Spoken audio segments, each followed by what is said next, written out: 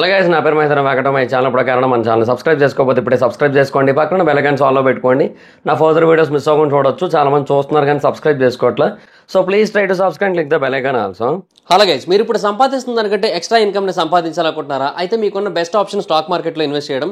Stock మార్కెట్లో right నాలెడ్జ్తో invest చేసినట్టయితే చాలా పెద్ద మొత్తంలో డబ్బులు సంపాదించవచ్చు. అయితే స్టాక్ మార్కెట్లో ఇన్వెస్ట్ చేయాలంటే మీకు ఖచ్చితంగా ఒక డీమాట్ అకౌంట్ కావాలి. డీమాట్ అకౌంట్ ఇవ్వడానికి ఇండియాలో చాలా కంపెనీస్ ఉన్నప్పటికీ కూడా Upstox is the one of the best company. నేను కింద డిస్క్రిప్షన్లో ఇచ్చిన లింక్ మీద క్లిక్ చేసి కనుక మీరు అప్స్టాక్స్లో డీమాట్ అకౌంట్ ఓపెన్ చేసుకున్నట్టయితే మీరు ఫ్రీగా డీమాట్ అకౌంట్ ఓపెన్ చేసుకోవచ్చు. ఇప్పుడే ఆ లింక్ మీద క్లిక్ చేసి అప్స్టాక్స్లో ఫ్రీగా డీమాట్ అకౌంట్ ఓపెన్ చేసుకోండి. మీ యొక్క స్టాక్ మార్కెట్ ఇన్వెస్ట్మెంట్ జర్నీని స్టార్ట్ చేయండి. ఇందులో లాభాలు ఉంటాయి, నష్టాలు ఉంటాయి, గమనించగలరు. సో బేసిక్గా తిరుమల లడ్డూకి సంబంధించిన కాంట్రవర్సీ రీసెంట్ టైమ్స్లో జరుగుతున్న విషయం మనకు అందరికీ తెలిసిందే. అండ్ పవన్ కళ్యాణ్ గారు దానికి సంబంధించి ఒక దీక్ష కూడా తీసుకోవడం జరిగింది. ప్రస్తుతానికి 11 రోజుల దీక్ష. అయితే ఇప్పుడు ఆ తిరుమల లడ్డూకి సంబంధించిన కాంట్రవర్సీ ఇంకొకటి కొంచెం బయటకు వచ్చింది, అంటే ఇంకొకటి జరిగిందనమాట. సో అదేంటి అంటే, తమిళ యాక్టర్ కార్తీ గారు ఉన్నారు కదా. సో బేసిక్గా కార్తీ గారు మనకు కూడా చాలా బాగా తెలిసిన యాక్టర్, అండ్ ఆయన సినిమాలు మనం చాలా చూస్తూ ఉంటాం. సో సూర్య గారిని కానీ కార్తీ గారిని కానీ చాలామందిని మనం తమిళ యాక్టర్స్ అనుకోము, వాళ్ళని ఇంకా తెలుగు వాళ్ళలాగే చూస్తూ ఉంటాం. అండ్ వాళ్ళు తెలుగు కూడా అంతే పర్ఫెక్ట్గా మాడుతూ ఉంటారు. సో ఇదంతా ఉంది కదా సిచ్యువేషన్. అయితే ఆయనది ఒక సినిమా రిలీజ్ అవ్వబోతోంది. యాక్చువల్గా 27వ తారీఖున దేవరా రిలీజ్ అవుతుంది కదా మన దగ్గర. సో అందుకని చెప్పి వాళ్ళు 27న రావట్లేదు. యాక్చువల్గా ఆ సినిమా తమిళ్లో అయితే 27నే రిలీజ్ అవుతుంది, బట్ తెలుగులో మాత్రం 28న అయితే రిలీజ్ చేస్తున్నారు. తమిళ్లో తెలుగులో దాని పేరు సత్యం సుందరం, అండ్ తమిళ్లో దానికి వేరే పేరు ఏదో ఉంది సంథింగ్. అయితే ఆ సినిమా అయితే రిలీజ్ అవుతుంది. సినిమా పేరు మెయ్ జగన్, సో సంథింగ్ ఏమో దాన్ని తమిళ్లో ఏమంటారు మన ఎగ్జాక్ట్గా ఐడియా లేదు.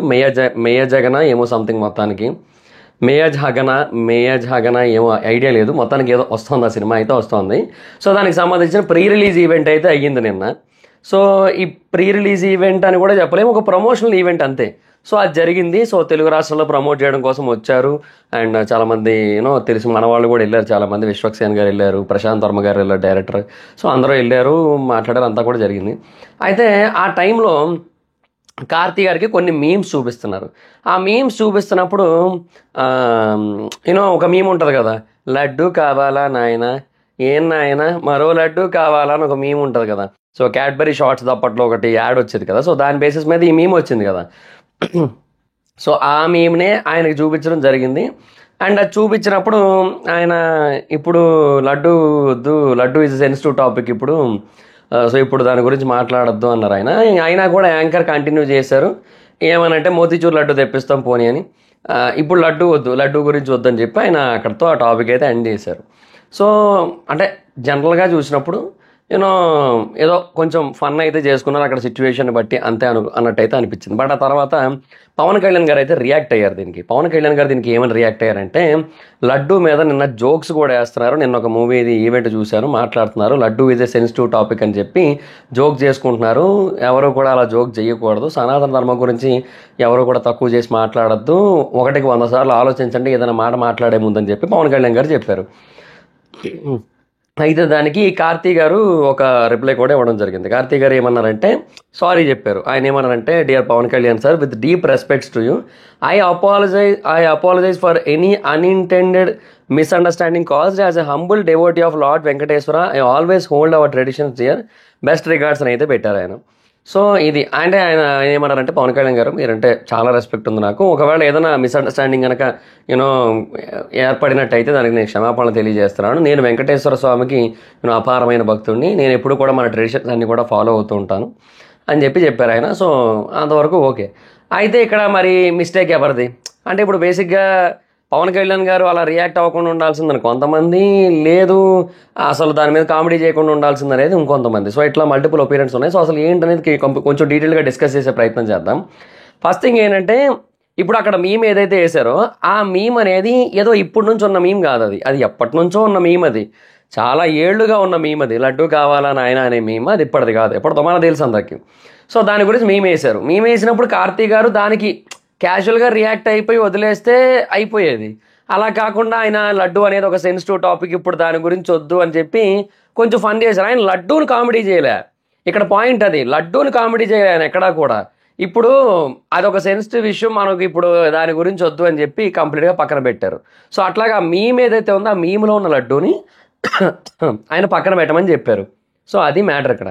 అంతేగాని ఆయన ఏమీ కూడా తిరుమల లడ్డూనైతే అన్నదైతే కాదు.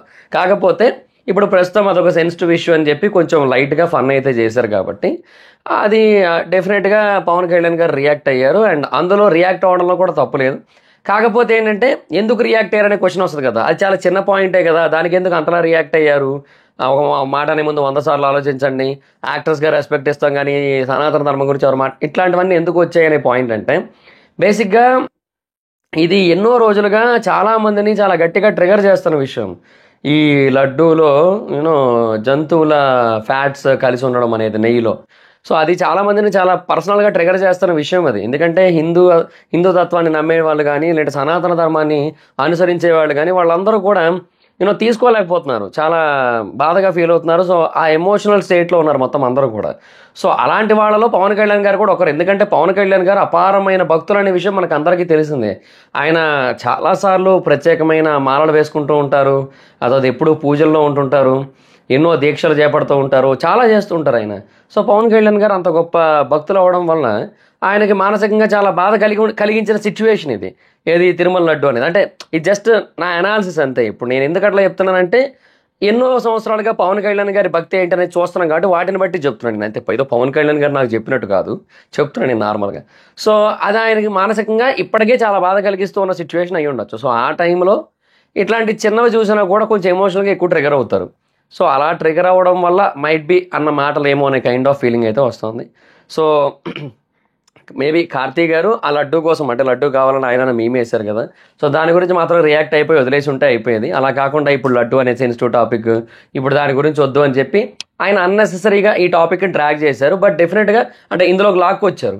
కానీ ఆయన ఏం తిరుమల లడ్డూనైతే ఏమనలే, అందులో నో డౌట్. సో తప్పు అయితే ఏమీ లేదు, కంప్లీట్గా ఒక్కటే అది మీములా చూసి వదిలేయాల్సింది, అట్లా అంతే, అంతమించి ఇంకేమీ లేదు. సో పవన్ కళ్యాణ్ గారు అయితే ఇంకా రియాక్ట్ అయ్యారు, రియాక్ట్ అవ్వడంలో కూడా తప్పు లేదు.